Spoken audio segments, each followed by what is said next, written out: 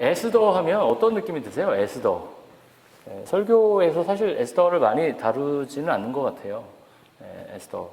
근데 매일 성경의 좋은 장점은 성경 66권을 전체적으로 다 한 번씩은 커버한다라는 게 참 좋은 것 같습니다. 올해까지 끝나면 내년부터 새로 시작해서 6년간 한 바퀴가 돌면 딱 성경 한 권을 다 하거든요. 그래서 내년부터 6년을 하면 성경 한 번을 저희가 다 읽고 묵상하는 거가 되겠죠. 에스더 하면 어떤 느낌이 떠오르시나요? 저는 에스더 그러면 아는 후배 한 명이 딱 떠오릅니다. 모 에스더. 성은 얘기하지 않겠습니다. 이게 영상으로 나오니까 모 에스더인데요. 굉장히 재밌는, 그래서 무슨 이벤트 사회도 많이 보고 지금은 성교육 강사 이런 것도 하고 너무 재밌는 친구입니다. 그래서 이 동네 올 일 없는, 한번 초청을 하고 싶어요. 너무 그 친구랑 있으면 에너지를 많이 얻는 그런 친구인데요. 네, 첫 번째 에스더 하면 그런 이미지가 딱 떠오르는데, 두 번째 에스더 그러면 책 이름이 딱 떠올라요. 에스더. 여러분, 오늘 설교 제목 제가 죽으면 죽으리라라고 적었는데 에스더를 상징하는 장면이죠. 에스더 4장 17절 죽으면 죽으리라. 딱 저게 이제 그거죠. 근데 요 책 제목을 기억하는 분이 계신데요. 16절이죠. 17절이 아니고. 근데 그 책 제목 있어요. 죽으면 죽으리라라는.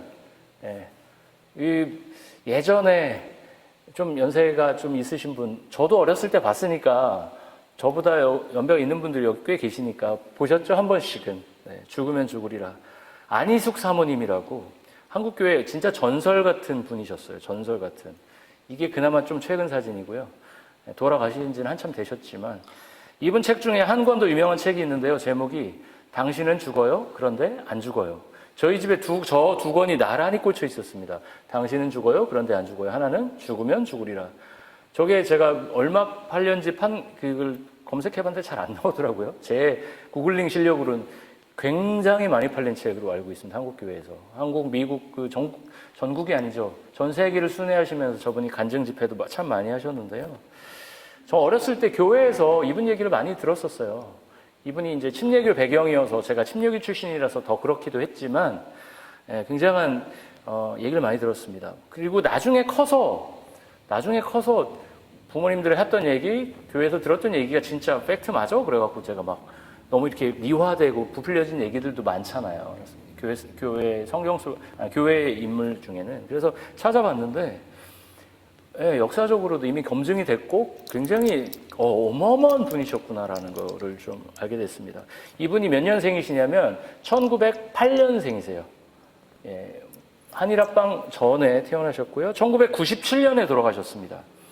이분은 대한민국의 독립운동가셨고 학교의 교사이기도 하셨어요. 대구에서 교편을 잡는 교사이기도 하셨고 작가이기도 하셨고 책을 한 10권 정도 더 쓰셨더라고요. 나중에는 남편과 함께 교회를 개척하셔서 교회를 일구는 교회의 사모로 교회를 섬기셨던 분입니다. 이분 얘기를 제가 조금만 더 하면, 이분이 1920년대 미 일본으로 유학을 가셨습니다. 부잣집의 딸로 태어나셨대요. 1920년대에 여성이 일본으로 유학을 간다? 그 백그라운드를 아시겠죠? 그만큼 여유 있는 집이었다고 합니다. 귀국 후에는 대구의 공립학교의 교사로 지냈는데요. 1932년부터 본격적으로 일본의 어떤 신사참배의 강요가 시작되었습니다. 그 부분에 대해서 반대운동을 하셨죠. 그리고 일제의회에서 체포되었다가 감옥을 탈출하기도 하고 그런 일들이 있었습니다. 1939년에는 이분이 뭘 하셨냐면 일본으로 건너가서, 일본에서 고등학교를 나오셨잖아요. 어떠셨을까요? 일본어를 굉장히 잘하신 거죠. 그래서 일본 국회가 열리는 현장에 가서 유인물을 뿌리고 그 일본의 제국적 침략과 신사참배 운동이 얼마나 반인륜적이고 그런 부분에 대해서 시위를 하다가 체포가 됐습니다. 즉각 체포가 돼서 한국으로 이송이 됐죠. 이후 평양교도소에서 6년간 복역을 했습니다. 6년, 자그마치. 이때 함께 평양교도소에 계셨던 분들이 우리가 한 번쯤은 들어봤던 주기철, 들어보셨죠? 주기철 목사님, 그리고 고신측 분들은 다 아시겠지만 한상동, 주남선, 이런 신사참배 운동의 제일 앞선에 섰던 분들과 함께 복역하셨던 그 30명 중에 한 분이셨습니다.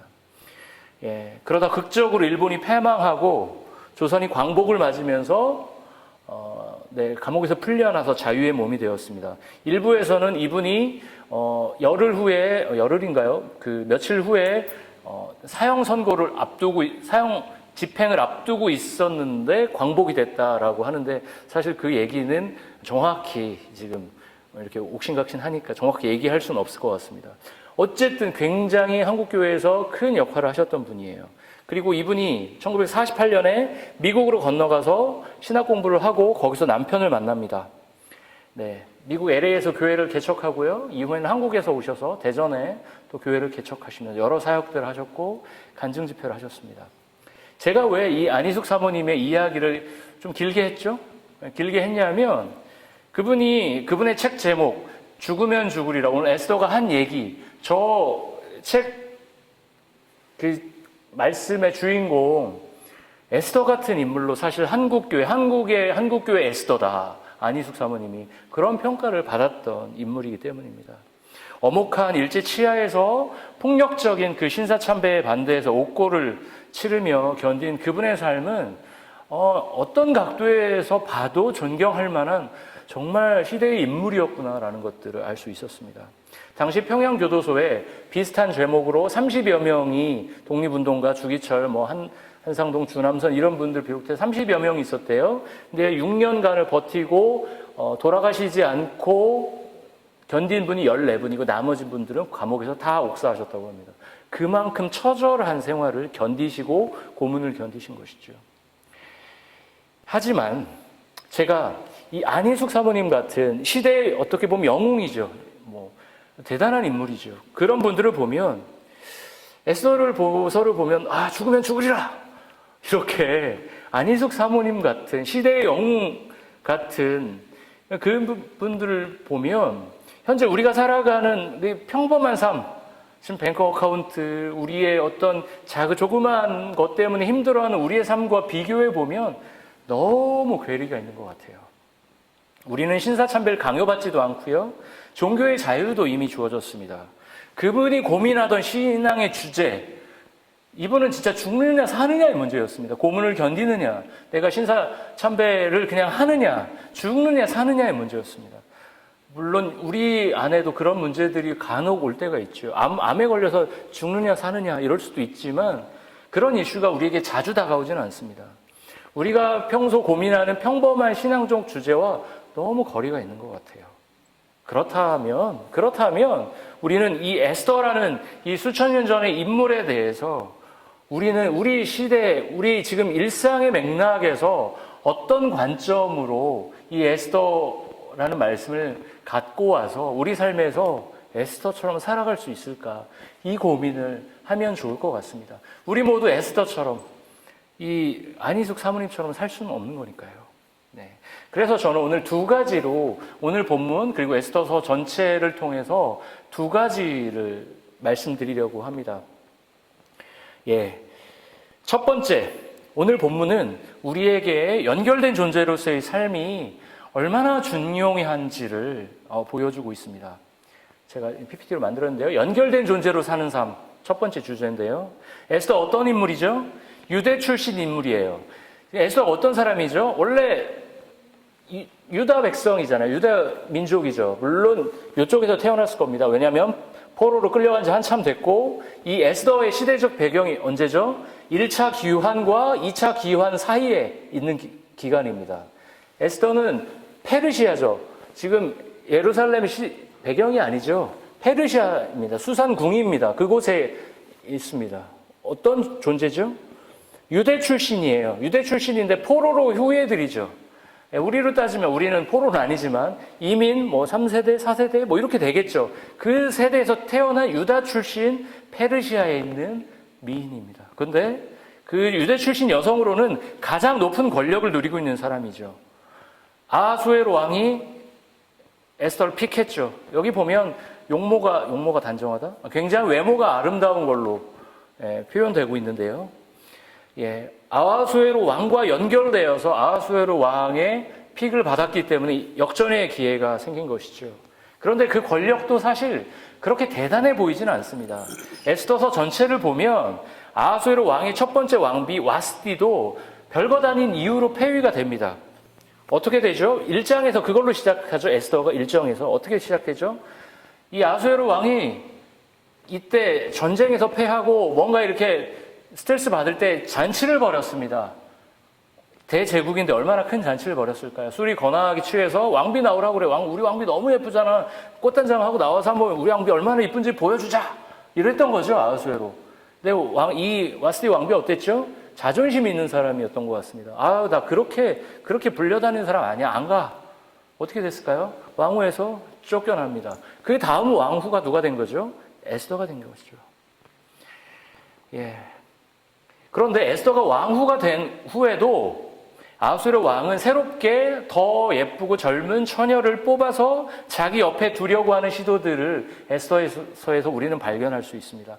이 에스더서를 쓴 저자는 이거를 그냥 객관적으로 보는 게 아니고요. 부정적인 관점으로 지금 접근해서 보고 있는 거죠. 제국이 얼마나 타락했는지, 제국이 얼마나 무너져 가고 있는지를 보여주고 있는 거죠. 그런 의미에서 에스더는 지금은 왕후지만 언제든 더 젊고 예쁜 여성으로 대체될 수밖에 없는 존재였습니다. 그래서 현실적으로 보면 어떻게 해야 될까요? 자기가 왕후 있을 때, 권력이 됐을 때 어떻게 해야 될까요?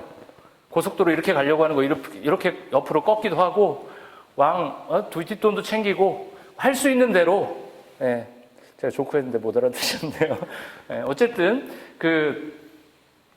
자기가 권력을 있을 때 뒷돈을 왕창 챙겨서 내가 뒤로 밀려나더라도 평생 먹을 것을 쌓아두면 그게 가장 현실적인 접근이겠죠.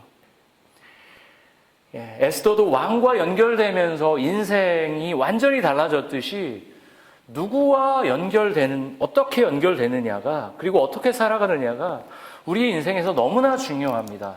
여기 재밌는 사진이 하나 있는데요. 이거 맞추시면 제가 커피 한 잔 사드리겠습니다. 이게 누구의 친구들입니다. 누구의 친구일까요? 굉장히 유명한 셀럽입니다. 스포츠 스타입니다. 여기 유스가 있으면 유스 친구들은 아마 제 아들 도안을 맞췄을 거예요. 저기 중간에 보면 얼굴 알아보기 어려운 네이마르가 한 명 있습니다. 네이마르. 그리고 나머지는 네이마르의 고향 친구들입니다. 이 친구들의 직업이 뭘까요? 뭔지 아세요? 네이마르의 친구예요, 직업이. 네이마르의 친구예요. 하는 일이 뭘까요? 네이마르와 같이 파티하고, 여행 가고, 수다 떨고, 스트레스 풀어주는 일. 그게 이 네이마르의 친구들의 직업입니다. 그래서 이 친구들이 돈을 얼마나 벌까요? 저 시험 들 뻔했습니다. 한 달에 월급으로 한국 돈으로 한 1,400만 원 정도씩 받는다고 합니다. 그리고 네이마르 명의의 한도 없는 신용카드가 개인당 하나씩 주어진대요. 쓰고 싶은 대로 쓰고 1,400만 원씩 받고. 네이마르 월급을 제가 조사해봤어요. 월급으로 안 하고 주급으로 하더라고요. 일주일에 한 번씩 8억씩 받아요, 네이마르가. 그러니까 그 정도는 지불할 수 있겠죠? 지불할 수 있겠죠. 1,400만 원씩 한 10명 해봐야 1억 5천 내지만 32억 버는데 한 달에 11조도 안 돼요, 그거는. 저도 네이마르를 친구하고 싶다. 포르투갈어 배워야 되나? 이런 생각을 했습니다. 너무 재밌고 극단적인 예죠. 누구랑 고향 친구였어요. 같이 어렸을 때 다 브라질에서 축구하는 사람들은 다 네이마르 같이 되고 싶어 해요. 다 그 가난한 동네, 브라질 생각보다 빈부격차 굉장히 심하고요. 가난한 사람들이 대다수잖아요. 시골에서 막 신발도 없이 축구하면서 나도 네이마르처럼 될 거야. 다 이러거든요.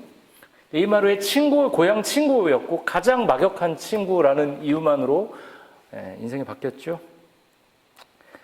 누구와 어떻게 연결되느냐가 우리 인생에서 너무나 중요합니다.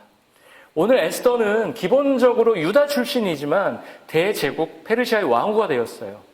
아하수에로 왕의 사랑을 받는 존재에서 언제 밀려날지 모르지만 일단 권력의 정점 근처에 왔어요. 어느 정도 삶을 누릴 수 있는 조건을 갖추게 된 거죠. 그런 그녀에게 오늘 본문에서 어떤 어려운 도전이 존재하죠. 오늘 본문에서 모르드게는 에스더를 향해 제가 모르드게라고 해야 되나 자꾸 모드리치라고 축구선수 모드리치라고 유명한 선수가 있거든요. 모르드게입니다. 모르드게. 모르드게는 그 에스더를 향해서 왕에게 찾아가서 뭘 하라고요? 자비를 구하고 유다 민족에게 자비를 베풀어 달라고 탄원하고 있습니다. 여기 매일 순경 묵상 다 하시죠? 왜 이거 안 하는지는 아시죠? 왜 지금 아하수에로 왕이 유다 민족을 다 죽이려는지 아시죠? 잠깐 설명드리면 하만에게 절하지 않았다는 이유로 하만이 이 아하수에로 왕은 죽이든 말든 관심 없고 도장 하나 주니까 네가 알아서 해. 네, 모르드게 어떻게 합니까? 하만에게 무릎 꿇지 않죠. 하만은 누구의 자손? 아각 자손, 아말렉, 가나안 민족의 후예에게 내가 무릎 꿇을 수 없어 라고 해서 어떻게 해요? 절하지 않습니다. 하만 너무 열받죠. 국무총리고요. 모든 사람이 그 하만에게 절해야 되는데 그래서 어떻게 합니까? 조서를 쓰게 하죠. 왕에게 유다 민족을 다 죽이도록. 모르드게는 그 사실을 알고 왕비를 찾아가죠. 얘기해 주십시오. 그렇게 오늘 본문에서 얘기하고 있죠. 모르드게는 에스더에게 앞 1, 2, 3장에서 보면 그렇게 얘기하고 있어요. 그녀가 유다 출신임, 유다 민족이라는 것을 얘기하지 말라고 얘기하고 있습니다. 포로로 끌려온 사람의 후손으로서 받을 수 있는 일종의 인종차별을 받지 않게 하려는 계획이었을 것입니다. 그런 맥락으로 보면 에스더는 수산성에 다른 유다인들이 학살을 당하든 말든 자신은 조용히 있으면, 왜냐하면 자신의 출신 성분을 밝히지 않았어요. 조용히 있었어요. 그래서 다른 유다인들이 죽든 말든 자기는 그냥 이렇게 조용히 있을 수 있었습니다. 그러나 모르드게의 요청은 유다인과 한 핏줄로 연결된 에스더의 삶에 거대한 도전을 던져주고 있습니다. 에스더서에서 에스더와 가장 친밀하고 가깝게 연결된 존재가 누구죠? 모르드게입니다. 모르드게. 제가 존경하는 축구인이라서 계속 모드리치라고 하려고 하네. 모르드게는 에스더를 어떻게 해요? 수양딸처럼 여겨주는 존재였지요. 그러나 오늘 대화는 나름대로 불꽃이 튑니다. 제가 1절부터 사실 17절까지 다 봐야 이게 더 되는데요. 지금은 너무 길어서, 그러면 다 읽기 너무 길어서 8절부터만 봤는데요. 오늘 대화는 불꽃이 튑니다. 모르드게가 에스더에게 첫 번째 요청합니다. 왕에게 가서 유다 민족을 살려달라고 얘기해 주십시오 라고 간청을 하죠. 직접 하지 않고 사람을 보내서 하죠. 에스더 거절합니다. 왕이 부르기 전엔 저는 갈 수 없습니다. 아무리 제가 왕후라도 왕이 부르기 전엔 저는 갈 수 없습니다. 그렇게 가면 저도 죽습니다 라고 얘기하죠. 추정해 보면 왜 왕이 부르지도 않았는데 갈까요? 이 본문을 보면 암살 계획을 모르드게 아하수에로 왕을 죽이려는 계획이 있었죠. 내시 2명이. 그것을 어떻게 하죠? 모르드게가 알고 알려주죠. 그런 장면이 나오죠. 왕의 암살 위협으로부터 아예 왕에게 접근하지 못하도록 하는 거 아닐까 싶습니다. 그런데 어떻게 하죠? 한 번 물었을 때, 요청했을 때 이 에스더는 거절하죠. 근데 포기하지 않습니다. 다시 요청을 하죠. 13절과 14절을 같이 한번 읽어보도록 하겠습니다. 시작.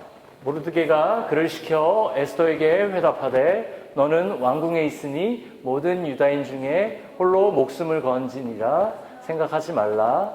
이때에 내가 만일 잠잠하여 말이 없으면 유다인은 다른 데로 말미암아 노임과 구원을 얻으려니와 너와 내 아버지 집은 멸망하리라. 네가 왕후의 자리를 얻는 것이 이때를 위함이 아닌지 있느냐. 모르드게는 13절을 통해서 에스더가 다른 유다 백성과 연결되어서 같은 운명 아래 놓여진 운명 공동체라는 것들을 보여주고 있어요.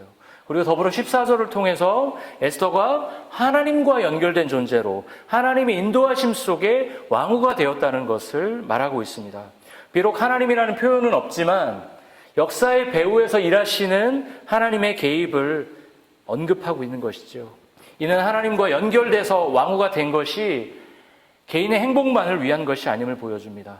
에스더가 하나님과 유다 백성, 그리고 아하수에로 왕과 유다 백성 사이에서 생명을 살리는 연결된 존재로서 부름받았음을 보여줍니다. 우리는 좋든 싫든 누군가와 연결된 존재들입니다. 여러분, 최초의 연결은 언제 되었죠? 여러분이 엄마 뱃속에서 잉태되었을 때 여러분의 어머니와 탯줄로 연결된 것이 최초의 연결이겠죠. 그 탯줄을 통해서 영양분을 공급받잖아요. 태어나면서 어떻게 되죠? 부모, 가족들과 연결되고요. 살면서 친구들과 연결된 존재로 살아갑니다. 신앙을 갖게 되면서 본격적으로 하나님과 연결된 존재로 우리는 살아갑니다. 저는 여기서 여러분께 한 가지 질문을 던지고 싶습니다. 여러분은 하나님과 그리고 다른 이들과 어떻게 연결되어서 살아가십니까? 하나님과 어떻게 연결되어서 살아가십니까? 그리고 다른 사람과 어떻게 연결되어서 살아가십니까? 제가 싫어하는 말 중에 그런 말이 있습니다. 인생은 독고다이야. 예, 제가 이걸 쓴 다음에 번역 어플 프로그램으로 랄프 형제님께 드리는데 독고다이를 해석을 못할 것 같아서 그것만 바꿔서 드렸는데요.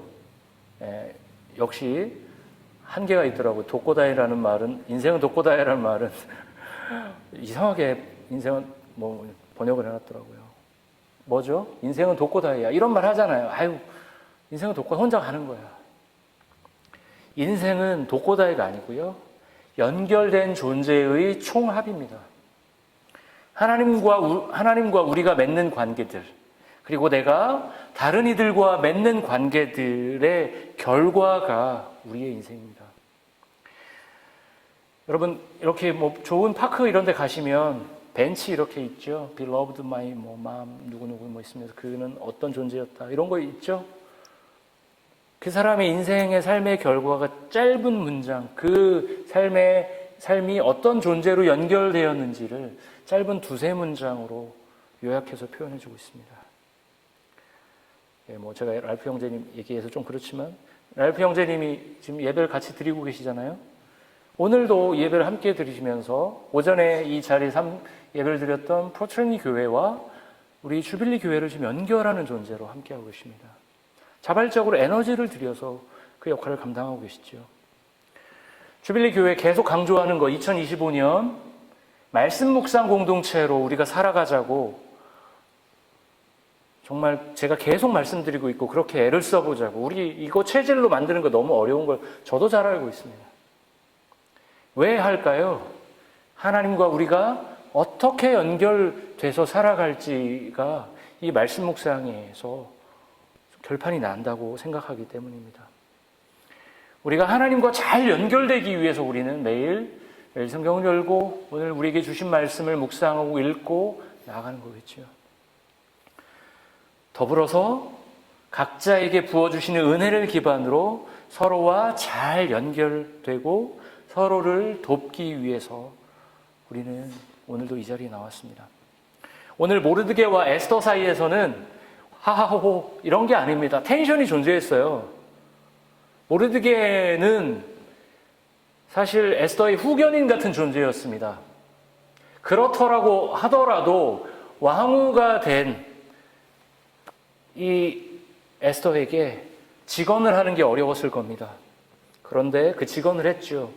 모르드게의 첫 번째 요청에 대해 에스더는 거절을 했습니다. 그리고 모르드게는 재차 다시 요청을 합니다. 그리고 모르드게는 그 요청을 모르드게 아니죠. 에스더는 그 요청을 받아들입니다. 둘 사이에 텐션이 있었고요. 논리적 토론이 있었습니다. 긴장이 있었습니다. 그러나 결국 올바른 결론을 향해서 갑니다. 저는 여기서 건강하게 연결된 존재의 순기능을 보게 됩니다. 연결된 존재는 그냥 서로 아는 존재 이상의 관계입니다. 서로를 지지하고 격려하고 협력하기도 하지만 그가 잘못된 길로 갈 때는 쓴소리로까지 할 수 있는 관계죠. 서로의 연약함과 약점을 알기에 때로는 인내하면서 기다려주기도 하죠. 때로는 아프지만 잘못된 부분에 대해서 지적도 하면서 함께 성장하기를 기다려주는 공동체, 그게 연결된 공동체고 연결된 존재입니다. 제가 좋아하지 않는 표현 중에 몇 가지가 있는데요. 제가 옛날부터 인생을 너무 삐딱하게 6시 5분으로 살아서 그런지 모르겠지만 교회 안에 통용되는 말 중에 과연? 이런 이렇게 고개가 갸웃갸웃해지는 표현들이 있습니다. 예배 공동체라는 표현입니다. 예배 공동체. 예배 함께 드리면 공동체라는 거예요. 저는 그 부분에 대해서 들을 때 고개가 갸웃갸웃해졌습니다. 저는 개인이 어떤 예배에 참여하면서 그 사람이 공동체됨을 온전히 누리기는 어렵다라는 저의 어떤 주관이죠. 저의 생각입니다. 예배를 통해서 뭐 은혜를 받을 수도 있고 도전을 받을 수도 있고 격려를 받을 수도 있죠. 공동체적인 도전을 받을 수도 있죠. 그러나 그 안에서 서로가 서로에게 노출이 되고 서로가 서로에게 함께 상호 돌봄을 통해서 함께 성장해가는 과정 없이 그냥 개인으로 뭐 여기 5,000명이 모였다고 200명이 모였다고 생각해 보십시오. 함께 개인적으로 설교자에게 찬양하면서 기도를 통해서 개인적 은혜를 받으면서 공동체가 돼간다는 것, 뭐 100% 안 된다고 생각하진 않지만 서로 수평적 관계에서 서로가 서로에게 노출되면서 함께 상호 돌봄으로 성장하지 않으면 그건 쉽지 않다라고 저는 생각합니다. 그런 측면에서 저는 오늘 우리 모두에게 저에게도 도전하고 싶습니다. 아까 드렸던 질문을 다시 드리고 싶습니다. 하나님과 그리고 다른 이들과 어떻게 연결되면서 살아가시겠습니까? 하나님과 연결이 끊어졌을 수도 있고요. 다른 이들과 인격적인 관계를 맺으며 살아가는 것들이 끊어질 수도 있습니다. 우리는 오늘 에스더 말씀을 보며 하나님과 연결되고 이웃과 연결된 자의 용기를 봅니다.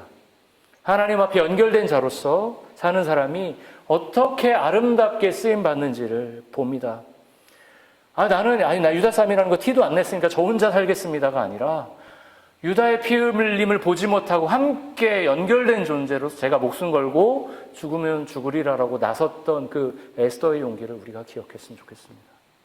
자기 삶이 반경이 안정됐다고 해서 만족하는 것이 아니라 다른 이들의 고통에 함께 뛰어들어서 함께 피 흘리고 땀 흘리고 살아가는 그렇게 연결된 존재가 우리이기를 축원합니다. 첫 번째 얘기, 연결된 존재에 대한 얘기들을 했고요. 두 번째 이야기를 해보려고 합니다. 오늘 본문은 우리에게 자기 영역과 한계를 넘어서는 신앙에 대해서 도전하고 있습니다. 두 번째, 자기 한계와 영역을 넘어서는 신앙이라고 제가 말씀드렸는데요. 자기 영역과 한계 무엇이죠? 자기가 그려놓은 선입니다. 나는 이런 사람이야. 나는 이런 부분을 잘해. 이런 걸 잘 못해. 여러분 다 뭐 있으시죠? 이렇게 그려놓은 선이죠. 그런데 이런 자기 영역과 한계가 스스로를 잘 이해하고 정돈한 결과이기도 하지만 한 개인이 전인격적으로 전방향적으로 성장하는 것을 방해하는 수단이 되기도 합니다.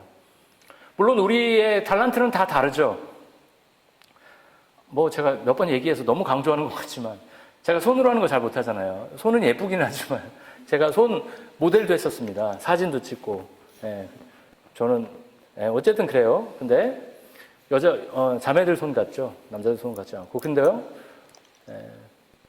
젓가락질도 진짜 웃기게 합니다. 제가 조만간에 이런 대회를 한번 주빌리에서 젓가락질 특이하게 하는 사람들 모아서 쭉 세워놓고 이런 젓가락질로 콩 옮기기 대회. 아무리 특이하게 해도 난 잘할 수 있어. 뭐 이런 거를 뭐 이렇게 재미삼아 한번 해볼까 그런 상상도 해보는데요. 기계를 잘 만지는 사람도 아니에요. 막 뚝딱뚝딱 뭐 저거 딱 보면 저거 어떻게 고쳐야겠다. 이런 게 잘 돌아가지도 않습니다. 한국은 기계를 잘 못 만져도 주변에 잘하는 친구들도 많고 지나가는 사람 한국 남자들이 열에 7은 잘하는 것 같아요. 뭐 평균적으로. 그래서 이거 이렇게 하면 되지 하고 쓱 해주고 그렇게 살았던 것 같아요. 전문적인 것은 어떻게 해요? 전화해서 이것 좀 고쳐주세요 하면 와서 고쳐주시고. 예를 들어 타이어 펑크 나도 어떻게 해야죠? 한국에서는 전화 걸죠. 스페어 타이어 안 갑니다. 근데 여기서 어떻게 해야 되죠? 물론 BCA를 부르는 것도 방법이지만 보통 3시간씩 걸리니까요. 스페어 타이어를 본인이 갈죠. 저도 여기 와서 처음 해봤습니다. 유튜브 찾아보고 이렇게 하는 거네. 해보니까 되더라고요. 저도 평균에서 아주 밑은 아니었던 것 같습니다. 그런데 중요한 것은 해보니까 제가 느낀 건 뭐냐면요. 해보니까 늘어요.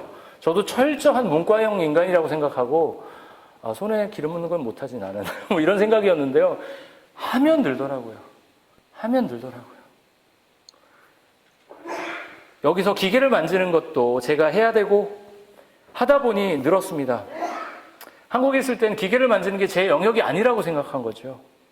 예전에는 뭔가 집에 고장 나면 한숨부터 나왔는데 이제는 뭐 어떻게 고치면 되겠지라고 생각을 합니다. 영역이 요만큼 넓어진 거죠. 많이 넓어지는 않았고요. 에스더가 왕비로 뽑히면서 에스더에게 요구된 역할은 어떤 역할이었을까요? 첫 번째 역할이 무엇일까요? 아하수에로 왕을 만족시켜주고 기쁘게 해주면 되는 역할이 이 에스더의 역할이었습니다. 그 역할에 맞게 에스더 2장에 표현되는 에스더는 뭔가 수동적이고 소극적인 캐릭터로 묘사가 됩니다. 에스더 2장 15절 한번 볼게요. 여기 그런 얘기하고 있죠. 에스더는 궁녀를 돌보는 왕의 내시 헤게가 하라는 대로만 단장하였을 뿐이고 다른 꾸미기에는 요구하지 않았다. 그런데도 에스더는 누가 보아도 아리따웠다. 예, 에스더는 누가 보아도 아리따웠대요. 에스더는 자기 본 얼굴에 자신이 있어서 그런가? 이걸 보면서 이걸 어떻게 해석해야 되지? 나는 안 해도 다른 애들 내가 다 압도해. 이런 약간 자신감이 있어서 그런지는 몰라도 그렇게 열심히 꾸미지는 않았던 것 같습니다. 아무리 예뻐도 이 지금 속된 말로 하면 팔자를 고칠 수 있는 왕후가 될 수 있는 기회잖아요. 최선을 다해서 꾸밀 수 있는데 그렇게 하지 않습니다. 약간 소극적인 캐릭터로 묘사가 됩니다. 그런데 오늘 본문 4장 이후에 에스더의 캐릭터가 아주 180도 바뀝니다. 아주 적극적인 캐릭터로 바뀌죠. 그저 왕을 기쁘게 해주는 역할에서 유다 백성을 살리는 역할로 완전히 변신합니다. 에스더는 페르시아 제국이 요구했던 왕비의 역할을 넘어서 유다 백성을 살리는 위치로 존재로 그 위치가 바뀝니다. 그러면 어떻게 해서 에스더는 소극적인 왕비에서 적극적인 투사로 바뀌었을까요? 그 힌트를 14절에서 우리가 찾을 수 있을 것 같습니다. 14절 다시 읽어보겠습니다. 이때 내가 만일 잠잠하여 말이 없으면 유다인은 다른 데로 말미암아 노임과 구원을 얻으려니와 너와 내 아버지 집은 멸망하리라. 내가 왕후의 자리를 얻은 것이 이때를 위함이 아닌지 누가 알겠느냐 하니. 모르드게는 에스더가 일하지 않더라도 하나님께서 다른 방법을 통해 유다 백성을 구할 것들을 얘기하고 있습니다. 그리고 당신이 이 왕후의 자리에 오른 것도 유다 백성을 살리기 위한 부르심이 때문이 아니었을까 하고 묻고 있죠. 현실 역사는 에스더에게 아하수에로 왕을 기쁘게 하는 역할만 맡겼지만 하나님 나라의 역사는 그녀에게 더 큰 역할을 요구하고 있다라는 것을 이 모르드게는 일깨워 주고 있는 것이죠. 우리 주변에는 시간이 쌓이면서 형성된 여러 가지 고정관념들과 왜곡된 문화들이 많이 있습니다. 우리 교단, 저희 주빌리 교회가 그리고 이 포트랭 교회가 어느 교단에 속해 있죠? EFCC에 속해 있습니다.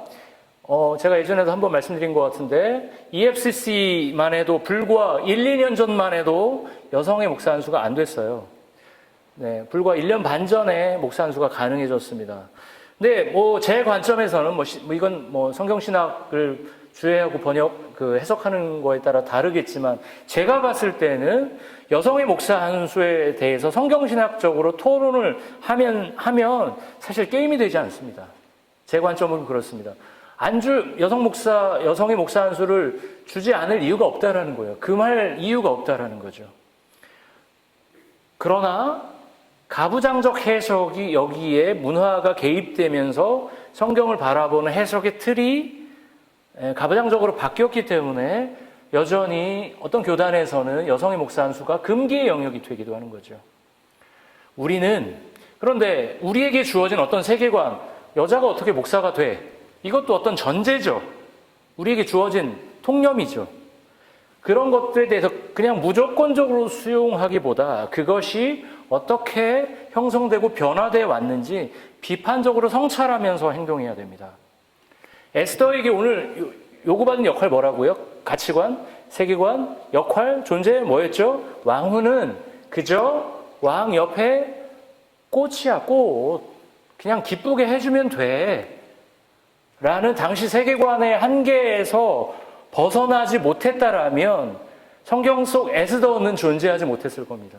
이 역할은 나는 이걸로 부르심 받았어. 내 역할은 이거야. 그럼 나는 괜찮아. 라고 머물렀다라면 성경 에스더는 저술될 수 없었을 겁니다. 오늘이 며칠이죠?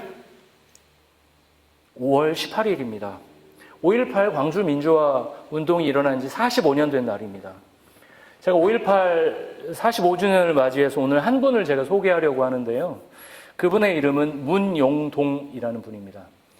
네. 이분이, 문용동. 계엄군의 총에 맞아 돌아가시기 전까지 그분은 광주에 있는 상무대 교회 전도사로 일하고 계셨습니다. 예배를 마치고 돌아가다가 계엄군에게 무자비하게 두들겨 맞는 시민을 구합니다, 이분이. 사람이 두드려 맞아서 피를 흘리고 막 이런 장면을 보니까 그걸 볼 수가 없어서 그 사람을 구하다가, 그걸 계기로 본격적으로 광주 민주화 항쟁에 참여하게 되었습니다. 그럼 마지막까지 전남도청을 지키다가 계엄군의 총에 맞아 돌아가셨는데요. 마지막까지 지키고 있던 그 전남도청 무기고에는 엄청난 양의 TNT가 있었다고 알려져 있습니다. 그 TNT의 양에 대해서는 역사적으로 좀 아직 정확히 밝혀지지 않고 있는데요. 당시 문 전도사님은 그 도청에 사람들이 다 많이 빠져나갔어요. 근데 최후까지 있다가 돌아가신 거죠, 저분이. 근데 가족들이 찾아와서 나와, 여기 있으면 계속 있으면 죽어 라고 하면서 나오라고 설득했을 때 돌려보내면서 이렇게 말을 했습니다. 시민과 계엄군의 생명을 위해 폭발 위험이 있는 무기고를 끝까지 지키는 게 주님 종의 사명, 신앙의 양심이라고 생각한다. 죽으면 죽으리라. 이게 가족들에게 했던 이 문용동 전도사님의 20대 시절에, 1980년대를 살았던 20대들은 어떻게 하면 저런 표현을 썼는지 모르겠지만, 저 TNT가 폭발하면 시민도 죽고 계엄군도 죽는다는 거예요. 저걸 끝까지 지키는 게 중요하다라고 생각해서 끝까지 자기는 그게 자기를 부르신 주님의 종으로서 신앙의 양심이라고 생각해서 나는 거기를 지키겠다. 이 전도사님이 계엄군에 맞서 싸우면서 무기고를 지켰던 게 당시 보수적인 교회의 맥락에서 문용동 전도사님에게 요구된 역할이었을까요? 전혀 그렇지 않습니다. 저와 같이 이 자리에서 설교하고 성경 공부 가르치고 이렇게 착하게 유스들 이렇게 간식 사주고 예배 열심히 드리고 전도 열심히 하고 하는 역할이죠. 그렇지 않았을 거예요. 그 무기고를 지키는 걸 문용동 전사님의 그 전도사로서의 직업적 어떤 job description, 한국교회에서는 job description을 쓰지는 않지만 잘 요구된 역할이 아니었을 겁니다. 그러나 그분은 에스더서의 말씀을 기억하고 현실 역사 배후에서 역사하시는 하나님 나라에서 그 나라에서의 본인의 역할을 깨달았던 분이고 스스로 적극적으로 찾았던 분이죠. 결국 시간이 흘러서 역사는 그분을 제대로 평가하기 시작했습니다. 2016년도에 그분이 속했던 교단 대한예수교 장로회 통합, 흔히 우리 광나루를 나온 분들이 가는 통합총회에서는 이 문용동 전도사님을 순직자로 추서했습니다. 순직자로. 다만 아쉬운 건 팩트 체크를 해보면 통합총회에서 원래는 이분을 순교자로 추서하자는 의견이 올라왔지만 복음 전파 중에 사망한 게 아니라는 이유로 순교자가 아니라 순직자로 추서가 됐다고 합니다.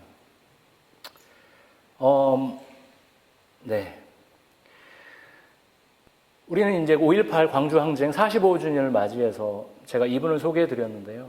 우리에게 맡겨진 역할, 문용동 전도사님은 전도사로서 자기의 직업적 소명에 충실할 뿐 아니라 그 역사의 배후에서 하나님께서 자신에게 부르신 그 역할을 적극적으로 찾고 실천했던 분이셨습니다. 계엄군에게 사람이 두드려 맞든 피를 흘리든 코가 부러지든 그때 안전하게 가는 길은 뭐죠? 고개를 돌리고 모른 척하고 자신의 집으로 돌아가는 게 그분의 삶의 평안한 길이었을 겁니다. 그런데 그분은 주의 종으로서, 예전 표현이죠, 주의 종. 주님의 부르심을 받은 사역자로서 그렇게 할 수 없었고 그래서 결국 순직을 하게 됩니다. 제가 너무 거창한 얘기만 드렸을 수도 있죠. 스카펙이 아직도 가야 할 길에서 이런 말을 했습니다. 사람은 자기 자신이나 타인의 영적 성장을 도울 목적으로 자신을 확대시켜 나가려는 의지이다. 문영동 전도사님이 전도사로서의 역할에 충실하고 전도사로서 그 맡겨진 예를 들어 유스 담당이었다면 유스 학생들을 사랑하는 것, 그분이 잘하는 것 열심히 하셨을 겁니다. 이것만 봐도. 그렇지만 그분은 자신을 어떻게 하셨죠? 다른 사람을 성장시키기 위해서 자신을 확대시켜 주셨습니다. 그게 문영동 전사님 보여주셨던 에스더 같은 죽으면 죽으리라의 믿음이었습니다. 이 스카펙이 아직도 가야 할 길은 제 사랑의 정의는 제가 제 가슴에 새기는 표현인데요. 설교에서 자주 제가 얘기했죠. 이제 설교를 슬슬 정리하려고 하는데요. 여러분이 그어놓은 여러분의 한계와 영역은 어디인가요? 제가 그어놓은 한계와 영역, 저의 영역은 무엇인지 저도 설교를 준비하면서 곰곰이 생각해 보았습니다. 하나님은 우리에게 각자의 달란트를 주셨습니다. 우리가 잘하는 것들이 분명히 있지요. 그러나 우리는 늘 우리가 스스로를 잘 안다고 생각하지만 스스로에 대해서 오해하는 경우가 많습니다. 자신의 원래 캐릭터가 있어요. 타고난 성품이 있어요. 그런데 어린 시절에 집안 환경 때문에 그게 발휘가 안 돼서 우리 성격이 휙 바뀌어버린 경우도 있습니다. 그래서 자신의 지금 현재의 모습으로 난 이런 존재야 라고 생각하고 난 이렇게 살 거야 라고 하는 것은 자신을 가두게 되는 거고요. 어떻게 보면 하나님이 주신 것들을 놓치게 되는 경우도 된다는 것입니다. 하나님은 오늘도 우리에게 각자의 한계와 영역을 넘어서 부르시는 그 하나님의 부르심에 반응하기를 기다리고 계십니다. 이제 설교를 마치려고 하는데요. 두 가지 말씀드렸습니다. 우리는 하나님과 연결된 존재로 다른 이들과 연결된 존재로 살아가야 합니다. 연결됐다라는 것은 그저 지인이 많다는 게 아니라 우리의 장점과 단점을 서로 보완하면서 상호 돌봄의 공동체적 관계를 맺으며 함께 성장하는 것입니다. 제 관점에서는 모르드게는 자존심이 지나치게 세고 고집이 센 인물이었습니다. 아각 자손의 후예라고 해서 하만에게 절하지 않는 것을 일부 설교자들은 신앙적 결기라고 설교하시는 분들 많이 계세요. 저는 본문을 아무리 봐도 그렇게 보여지지 않아요. 모르드게가 과했다. 너무 자신의 자존심을 내세웠다라고 저는 생각합니다. 그리고 에스더는 어떤 존재였죠? 자신의 미모에 만족하는 어떻게 보면 소극적인 사람이었습니다. 그러나 그들의 불완전함이 만나서 결국에 그들은 가장 아름다운 결론으로 함께 나아갔습니다. 모르드게는 자신이 친 사고를 끝까지 책임지려는 책임감을 보여주었고요. 에스더는 자신의 영역을 넘어서 하나님께 귀하게 쓰임받는 사람이 되었습니다. 사랑하는 주빌리 교회 성도 여러분, 하나님과 연결된 존재로, 서로와 연결된 존재로 상호 돌봄의 공동체로 살아가는 여러분 되시기를 축원합니다. 자신이 그어놓은 한계와 영역을 넘어서 난 할 수 없어, 내가 어떻게 리더를 해, 이런 생각 하실 수 있잖아요. 그렇지만 여러분 많이 하실 수 있습니다. 자신이 그어놓은 한계와 영역을 넘어 새롭게 하나님께 쓰임받는 여러분 되시기를 축원합니다. 우리 인생이 그렇게 긴 것 같지 않습니다. 짧은 인생 그렇게 즐겁게 연결되고 쓰임받다가 주님께 부름받는 저와 여러분 되셨으면 좋겠습니다. 말씀을 마치도록 하겠습니다.